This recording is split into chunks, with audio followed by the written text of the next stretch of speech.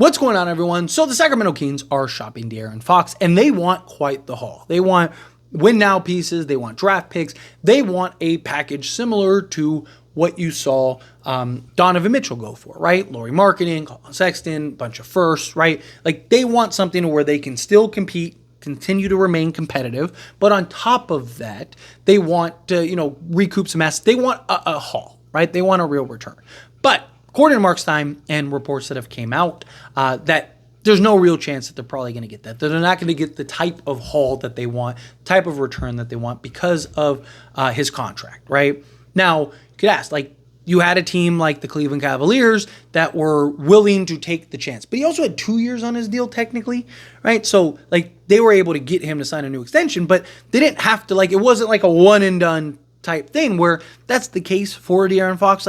If anything goes wrong, right, technically, yeah, you'd have him for a year and a half, but, if he wants out, now you're trying to trade him, and not everybody's going to want to do what the Cavs wanted to do, right? The Cavs took the gamble. The Cavs took the risk, and to their credit, it paid off. I mean, they're best team in basketball.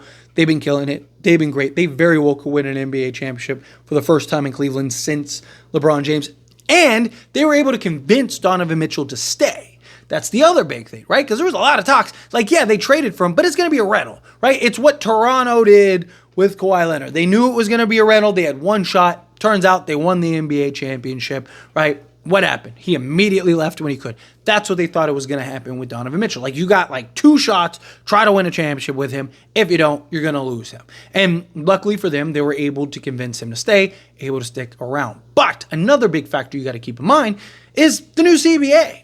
Right? Teams aren't in a position to take the risks and take the gambles on guys like they could in previous years, right? Because you picks are more valuable, right? You get yourself caught in this trap and now you're in trouble, right? And then also, how many teams need a De'Aaron Fox and all that? It's just, you have to find the right circumstance, right? And even a team, obviously the Spurs are heavily linked to a potential trade for De'Aaron Fox, but what if San Antonio's hey, you know what, we'll just wait? Or some of these other teams, Houston, just there's Miami, Houston, and San Antonio are the 3 teams kind of seem to be pushing for De'Aaron Fox. But there's also a very real and very big chance that none of those teams are willing to pony up anything. And based on the reports, it seems like the Kings will probably get a good return. They're probably going to get something pretty significant, but to get multiple young players and talent and picks and all that stuff is probably not going to happen. But according to NBA insider Jake Fisher, there seems to be general consensus among NBA decision makers polled by the Stein line, which is Mark Stein, as I mentioned, at this juncture, that Fox is unlikely to command a sort of trade haul Cleveland had to surrender in order to land Donovan Mitchell. The Cavaliers traded 3 players, including Lauri Markkanen and Colin Sexton, as well as 3 unprotected first-round picks and 2 pick swaps to acquire Donovan Mitchell of the 2022-2023 trade deadline. The Cavs also sent out Ochai Agbaji, who at the time had been recently selected with the number 14 pick in the 2022 draft, and then talks about how that they won't win now players, and then again draft compensation. Probably not going to get that type of return for a guy in De'Aaron Fox. Now, I do think that they'll probably get a couple first. They'll probably get a young player or 2. They're going to get some stuff, but are they really going to get the absolute turnaround haul that they're looking for? Probably not. But I wouldn't be surprised. Not hate. That's the wrong word. I wouldn't be surprised if they get more than people expect, right? Like say the Spurs, for example. They're not going to trade Castle, right? And nor should they. If I was San Antonio, I would keep Castle. So you're talking Devin Vassell, who's a good young player. Could you maybe convince them to trade you a Jeremy Sohan, which kind of fits what that team needs? And then 2 firsts. I could see maybe something like that. Obviously, whatever other salary filler and things like that. But something like that, or a Trey Jones, so you kind of get a young point guard still. He's 25. Not really sold on him being a starter, but no, he could be a guy that kind of plug in. You also have Keon Ellis, right? So you go and get somebody like that with a Devin Vassell and a couple firsts, get a young player and a couple picks. Sure, I could see something like that happening. Could you maybe even get Atlanta's pick, right, which could potentially be a lottery pick, right? That's something that could end up happening. So I do think that they could get a nice return like that. If you're the if you're the Houston Rockets, could you get, like a Green or something like that? Like, who are you going to get in that return? The Miami Heat, who could you end up getting?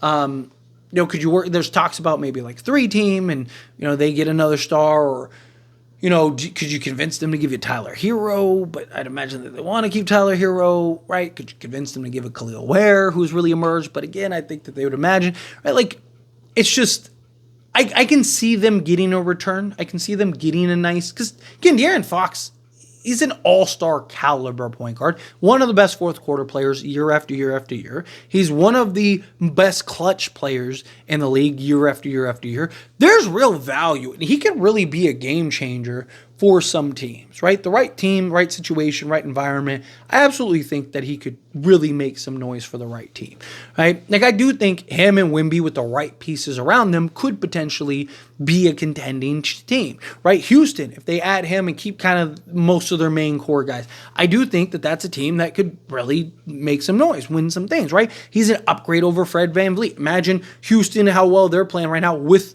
De'Aaron Fox instead of Fred VanVleet. I think that that's a much better team than what they're currently running, right? So there are these kind of options and things like that are out there. It's just, who's going to be willing to pony up the most? Who's going to be willing to take the risk? Who's going to be willing to do the things necessary to get Fox?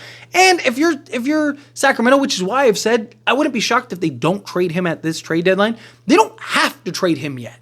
They can re-enter this in the offseason.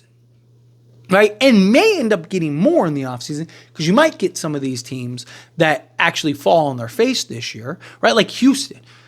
If Houston loses in the first round or second round or something like that and just get smacked, or even if they lose in a hard-fought game, they might look at it and go, man, like, you know what? We really need De'Aaron Fox. Go get De'Aaron Fox. And with De'Aaron Fox, we would have beaten them, right? Or we would have been in the finals or something like that, right? Like, you're going to get teams that go, you know what? Like, all right, fine, let's pony it up. Or Miami just stumbles and, they're just like, all right, come on, let's pony it up and get what we need to do for De'Aaron Fox. Like, you're going to get teams that are going to be a lot more interested in maybe ponying up in the offseason. So Sacramento doesn't have to force this issue.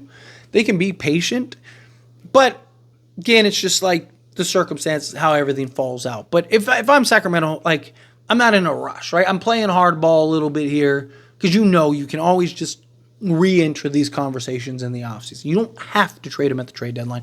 So like, De'Aaron Fox controls where he wants to go in a lot of ways, but he's open to several teams. So you control, you have power and leverage.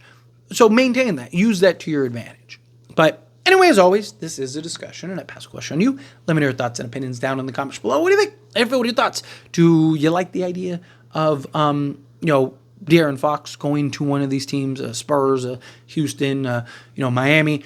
Do you think that any of these teams will pony up and give what is needed and necessary to land a guy like a De'Aaron Fox? Or do you think, they're right, he's not worth the kind of the amount that you'd have to give up to go and acquire him? However you feel, whatever your thoughts are, I'd love to hear it. So let me know down in the comments below. That being said, if you haven't liked this video, hit that like button. Helps me out. We enjoy these types of videos, and I truly appreciate it. Not subscribe channel, hit that subscribe button. Turn on the bell notifications. Appreciate y'all. See you in the next one. Thank you.